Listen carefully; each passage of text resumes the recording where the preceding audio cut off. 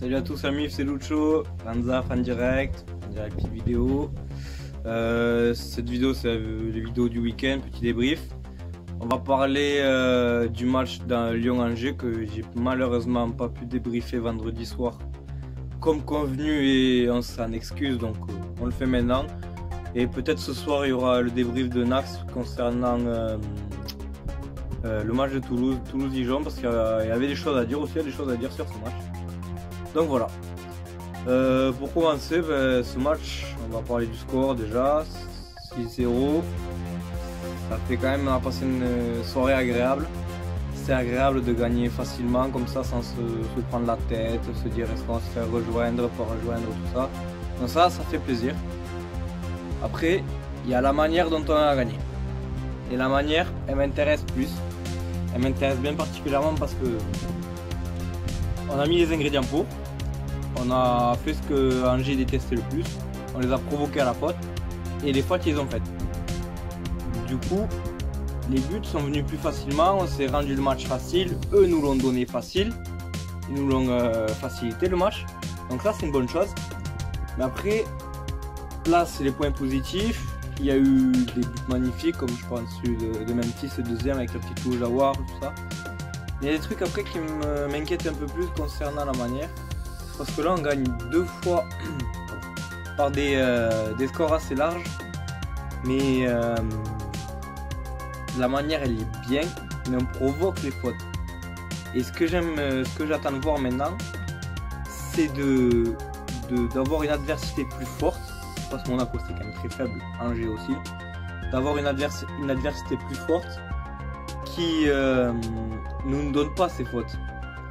Et de ce fait, on va devoir se créer les occasions pour aller chercher nos matchs, pour gagner nos matchs, et pas compter sur les fautes de l'adversaire.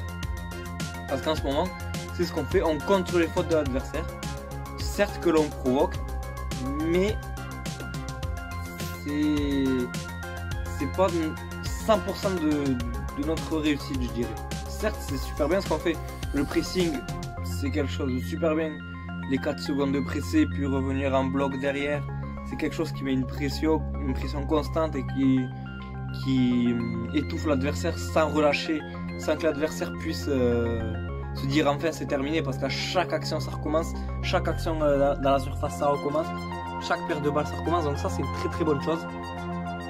Et ça c'est une chose à souligner, et c'est ce qui en partie provoque ces résultats. Du coup, j'en reviens au fait de provoquer ces fautes. Ces fautes, elles sont provoquées, mais est-ce que face à une équipe plus haut de tableau, notamment Lille ou Paris, est-ce que ça va passer? C'est ce que j'attends de savoir. Ça va être compliqué je pense notamment face à Lille encore, on peut les provoquer parce que c'est quand même pas Paris. Mais face à Paris, ça va être compliqué de provoquer ces fautes, parce qu'ils sont quand même c'est une équipe pilée, plus forte que la nôtre individuellement. Collectivement, je sais pas, j'ai pas vu encore ce que ça donnait, j'ai pas pu regarder leur match la semaine dernière. On va voir ça ce soir.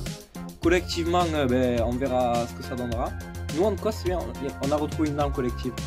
Une force collective qu'on avait perdue ces dernières années, ça fait super plaisir. Donc voilà. Et face à Paris, j'aimerais bien voir si on arrivera à provoquer ces fautes, parce que pour l'instant la base de notre jeu c'est fait sur ça.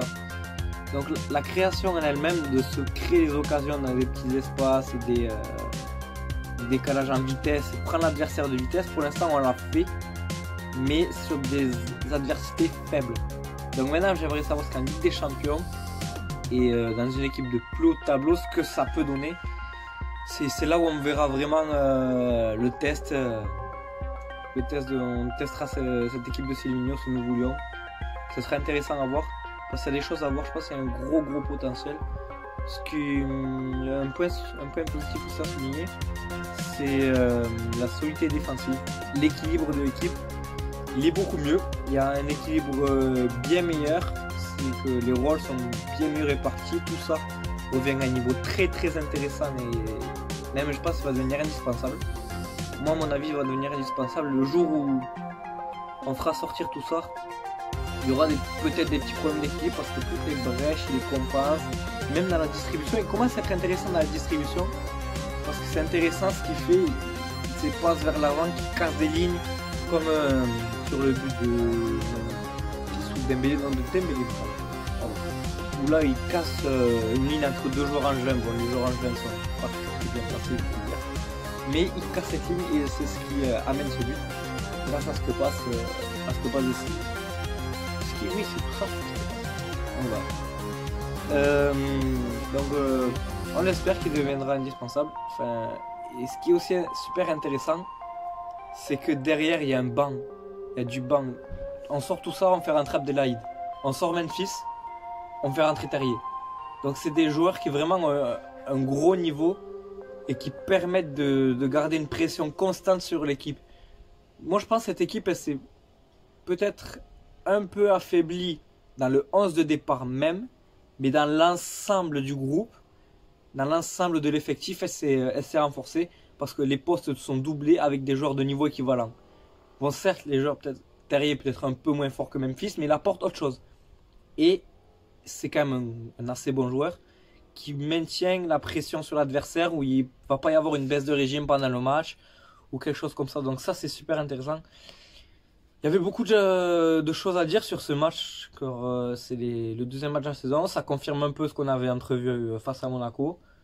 Moi, je trouve qu'on est encore un peu léger. Bon, certes 6-0, on dit que c'est léger, mais bon. Dans le jeu, je trouve, on peut mieux faire. Même si les actions sont bien construites, bien présentes, on prend bien notre temps, on peut mieux faire pour que ce soit encore mieux.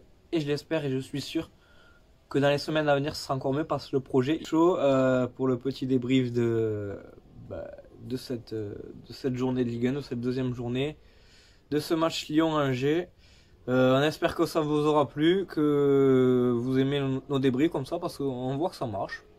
Néanmoins, ça marche, vous aimez, ça fait des vues, donc vous likez aussi, etc. Donc, nous, ça nous fait plaisir de faire quelque chose que vous aimez, parce que nous, on aime faire ça, donc si on peut vous le transmettre, ça nous fait encore plus plaisir. N'oubliez pas, rejoignez-nous sur nos réseaux sociaux, Twitter, Lanzaf-off. Insta, c'est Nax officiel, Lanzaf, les deux tirés du bas entre les deux officiels.